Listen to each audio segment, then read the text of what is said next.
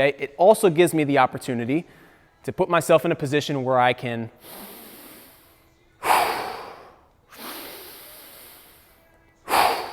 control my environment and use my breath to get myself down-regulated and ready to start recovering. So the theme of recovery for today is not just what you do at home or before workouts or way after you're done training, but it's what you do immediately after you're done training as well.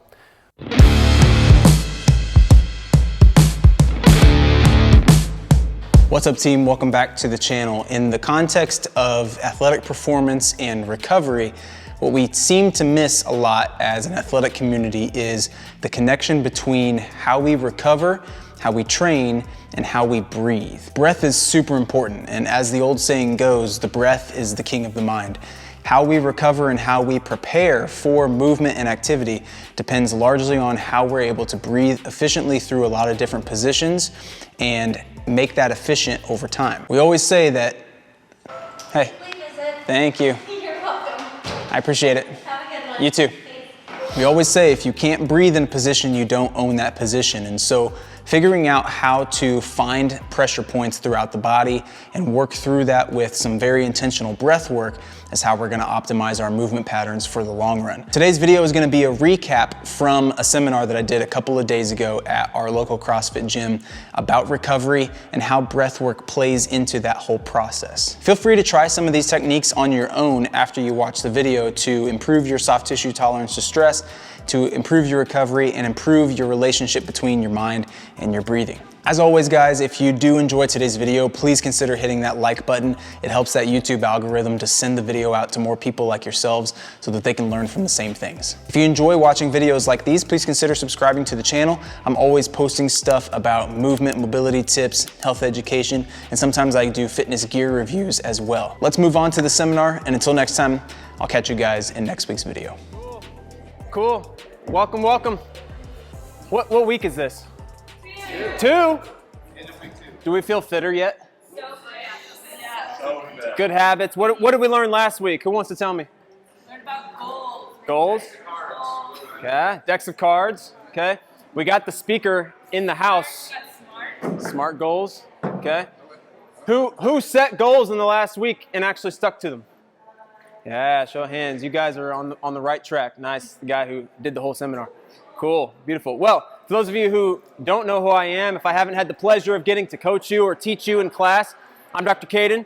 I am a coach here. I only coach one day a week, though. For the most part, I usually, based on who's in here, let's see. Jay-Z and Mr. Grills are about the only two that I get to see in the mornings for coaching. Okay, so I am here sometimes. Most of the time I'm working out in the evenings. But I am also a physio. Who knows what a physio is? Megan does. Katie does. Andrew does. We're basically physical therapists, but we're cooler. Okay? We speak the language of movement in the sense of what you guys are participating in. Traditional physical therapy doesn't necessarily get all the nooks and crannies of what it is that you guys are searching for and what you're going after. That's where I come in. And my job basically is to teach people how to get themselves feeling better so they can keep doing what they want a lot longer. Okay? Who in here is completely pain-free? None of you. Okay. The problem with pain as, a function of what we experience as humans is that we typically associate pain with being broken, with having some sort of tear or strain or something bad is crazy happening. How many of you have had sore quads and you're like, I got quad rabies? Yeah, it's crazy. We start to exacerbate everything. Things are painful. It sucks. And we're like, wow, this is the worst thing possible. Pain is a common experience for everybody, regardless of who you are, how strong you are, how weak you are, it doesn't matter.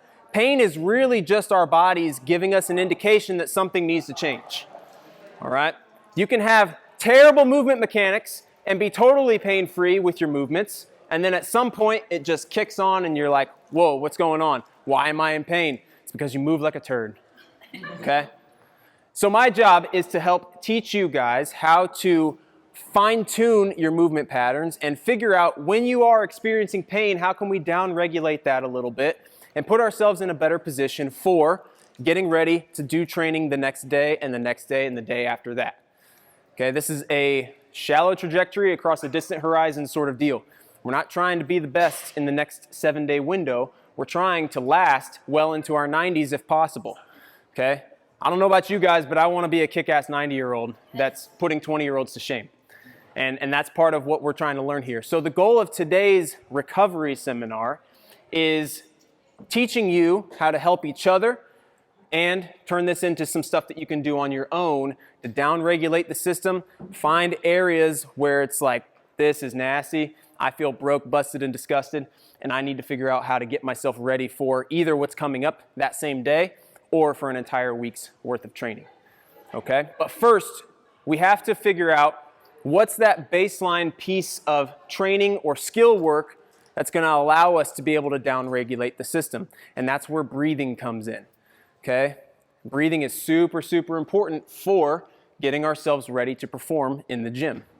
All right, so what I want all of you to do is we're actually going to use a lot of the space in the gym today.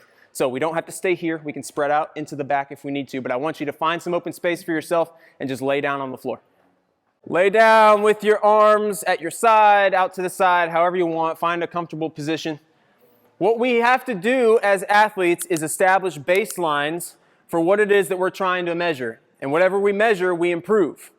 Okay? So we're going to work on establishing our 1 rep max breath. How many of you have established a 1 rep max breath before? Every day, Tyler says. Tyler's an elite athlete, so pay attention to him. He is a liar. Okay, what I want you to do right now is just focus on your belly. And all you're going to do is breathe in through your nose. Keep your mouth shut. Don't open them. Breathe in through your nose as much as you can, only through your belly. And once you've reached the end, I want a quick release. So breathe in, out. Good. In through the nose, all the way. Fill up that belly, all the way, out. Good. One more, breathe in, out. Beautiful, beautiful. Okay, now we have an idea of what that full belly breath feels like.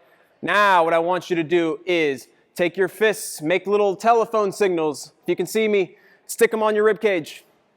You should be able to feel your ribs. Now I want you to expand through the belly and through the ribs. Because guess what? If you're in the middle of a workout, it's going to be really hard for you to breathe just through your belly. So we have to incorporate the rest of the system as well. So breathe in through that nose, get maximal inhale, get it all the way, out. Quickly, there we go. Let's hit it again. Breathe all the way in as much as possible. Fill it all the way up, out.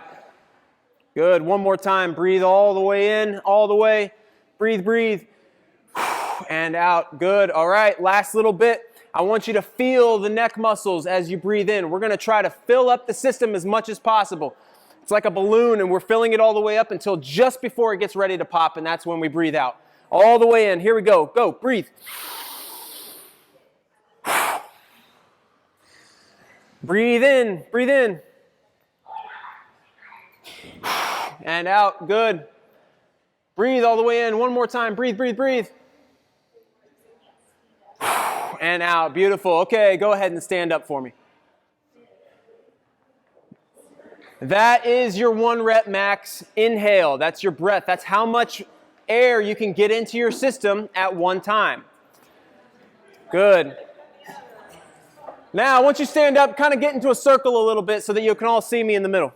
I want you to put your hands up above your head, and we're going to do that yoga gun pose. You ever seen the yoga gun pose? Fingers pointed up. Why do we do this? Because it forces us to externally rotate our shoulders. Okay, we're not loosey-goosey with our hands tilted side. Externally rotate, maximal end range for the system. Now I want you to do the same thing. Maximal inhale, breathe in through the nose. Does anybody feel like it's harder than before? When we were laying down, now we've got some load in the system. Highlight, newsflash, this is going to be what training is like, okay? It's harder and harder to breathe in an end-range position. Let's do it again. Breathe in. Try to fill it up. Keep filling it up. Breathe out. Okay. Now, with your arms in the same position, keep them up above your head. Overhead squat. Go. Hold the position at the bottom. Hold the position. Now, maximal inhale. Here we go. Breathe. How many of you are having a hard time with that? And how many of you stopped breathing altogether when you went down into the overhead squat? Yeah, come out of that position. Good. This highlights the idea that if you can't breathe in a position, you don't own that position. And so, with multiple positions that we could be attaining in CrossFit, it's super important that we know how to breathe, because whether you believe it or not, you can't CrossFit if you don't have oxygen, if you're not breathing. You know, we're all humans, we do it all the time, okay? This is a super important concept. So now that we understand what breathing should feel like and how important it is for movement and being able to get through some of these tough positions, I'm going to show you guys how to down-regulate some stiffness in common muscle groups. We're just going to focus on the lower body today and do that with breath holds to allow us to get things to work a little bit better. So we're actually going to have super friends for this. You're going to partner up with somebody. I want you to partner up with somebody that you don't typically hang out with, if possible. Okay, find someone new that you're not used to. Buddy up. If we have an odd group, we can separate. We can do what we need to. Megan and Matt, here we go. Who do we want? Andrew, come on out here for me. I'm gonna grab a PVC pipe. You're all gonna kick your shoes off too, because we don't want to be mean to our partners. We're called super friends for a reason. We're nice to each other. Okay, so there was some lower body stuff today, and I'm willing to assume that Andrew's got probably a little bit of stiffness in his quads. Wow. So this is already a piece of Andrew that is way too messed up and that he needs to address. Okay, and the reason we have friends in this activity is so we can help each other. And remember this, if you're a jerk to your friend, we're going to be flip-flopping, so they're going to be a jerk right back to you. So be careful with how you treat people. The goal here is I'm just going to apply a little bit of pressure, just enough to get uncomfortable for Andrew, and you can tell by the grimace on his face. This is an area that needs worked on. So what he's going to do is practice this breath. He's going to breathe in through his nose for 4 seconds. Hold for 4 seconds. 2, 3, 4. He's going to contract his quad into my foot. Squeeze, squeeze, and breathe out for 8 seconds. Good. All of a sudden, we've gotten a little bit deeper into an area that is really stiff for him. Okay? Our job is to move around through some of those muscles. That's a spot. So now, what he's going to do, since I found that, he's going to breathe in again. When we get to the hold, he's going to squeeze that quad muscle hard. Squeeze, squeeze it. And breathe out for 8. Relax the leg. Breathe out, breathe out. This is our cycle that we're going to go through with our friends. Okay, we're going to focus on the quads to start. We'll get right, we'll get left, then we'll switch right, left with your partner, and then we'll move on to the next bit. Sound good? All right, you may get a PVC pipe to help with your balance. Good. Don't forget to squeeze the quad. Inhale for 4 during your hold. That's when you squeeze. Squeeze into that tissue restriction. And then breathe out to relax. Breathe in. Hold your breath, squeeze, and then when the breath hold is done, relax everything. Yep, you got it.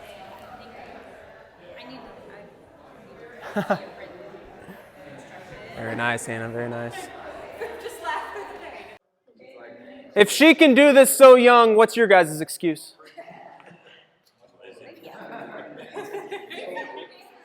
Huh? Yeah, keep them. Yep. All right. All right, pick a side, any side. Yep. Good, bring this top leg over like this.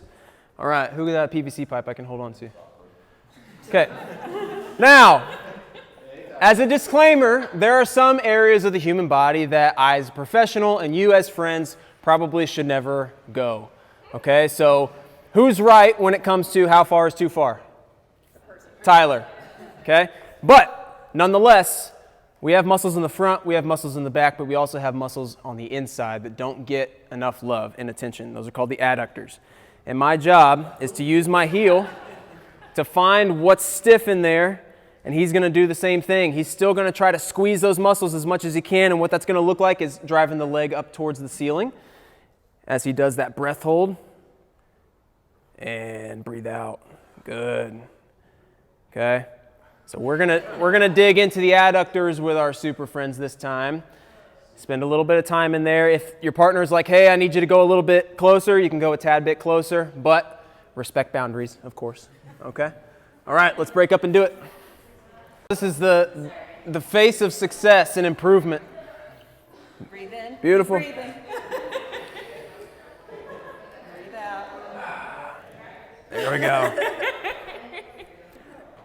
I want you to pay attention to, once they get to a spot that's really stiff, notice how much harder it is for you to go through the breath cycle. This is what we have to pay attention to, not only when we're trying to improve stuff in our down regulation and our off time, but remember that in a workout, we're going to be lifting heavy weights and we're going to have to breathe through some of these positions of restriction. So this is not only practice for getting your muscles to feel better, but it's practice for helping you perform better when you're in the gym so you don't fall apart in 5 seconds.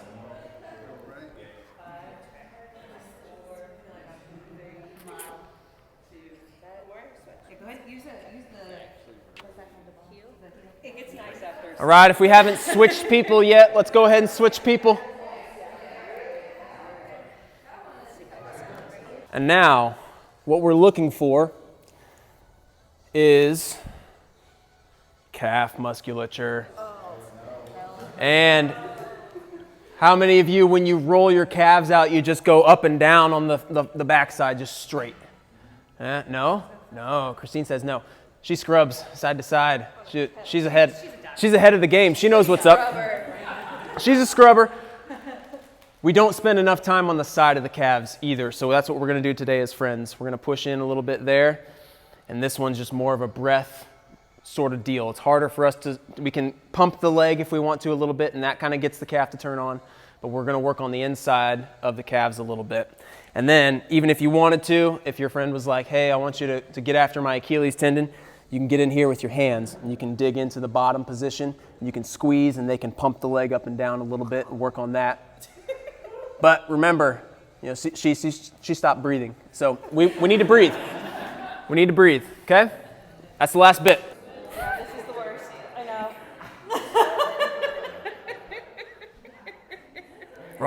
Right here in the wild, we found ourselves a Matt Grills, who's in the middle of getting his leg worked out. He can't handle the pain, and if he won't breathe, he won't survive. What we're doing when we contract into painful positions is we're telling our brain that it's okay to produce force through something that hurts. Okay, that allows us to be in pain and still be able to move and do what we need to do in the gym. Okay, the breath is the king of the brain. Okay, if we can breathe, we can tell ourselves that it's okay and it's safe to keep moving. Maybe she's just not as sensitive in these areas. Yeah, get her. She is right there, yeah. So you're just not pushing hard enough. That's okay. Yep.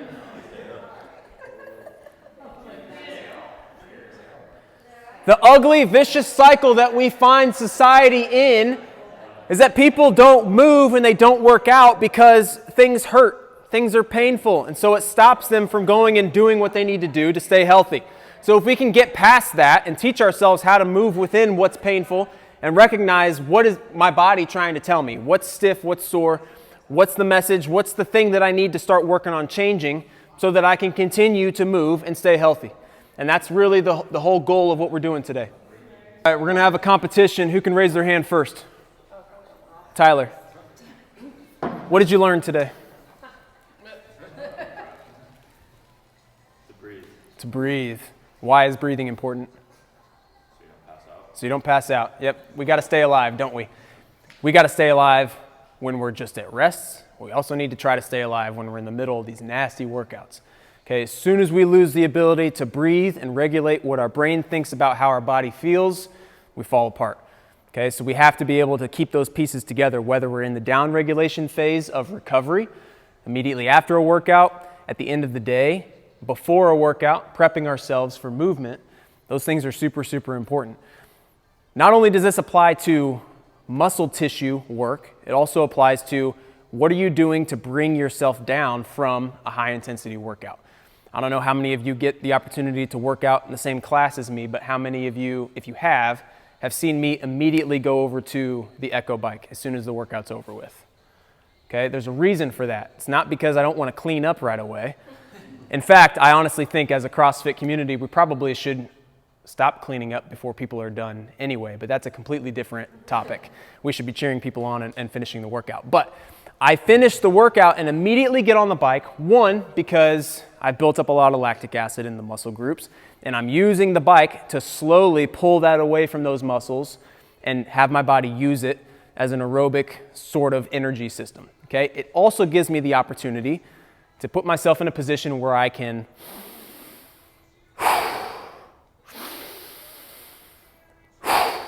control my environment and use my breath to get myself down-regulated and ready to start recovering. So the theme of recovery for today is not just what you do at home or before workouts or way after you're done training, but it's what you do immediately after you're done training as well. You control your environment, you control your outcomes. Okay, that's all about habits. I don't know if we talked about habits at all with like the goal setting stuff in the last week. Maybe we'll talk about it later on in other sessions for the seminar. But you guys have a huge opportunity being in this type of environment in a CrossFit gym that not a lot of other places have. The Orange Theories don't have it, the Planet Fitnesses don't have it, because they don't have someone instructing them on how to live their lives better. It's really just get in, flip on the music, and just teach you how to do your workout, and then they move on. Okay, but you're in a community of people who actually care about what your life looks like outside of the gym. So this is a huge part of it. If you can start to implement some of these things, even through just the course of the challenge, it may become a habit for you that will help carry you way beyond that point. Sound good? Do we have any questions on anything that we've learned this morning at all? No? Awesome. All right. Keep breathing. Try your best to stay alive. And I'll see you guys next time. Cool. You're very welcome. All right.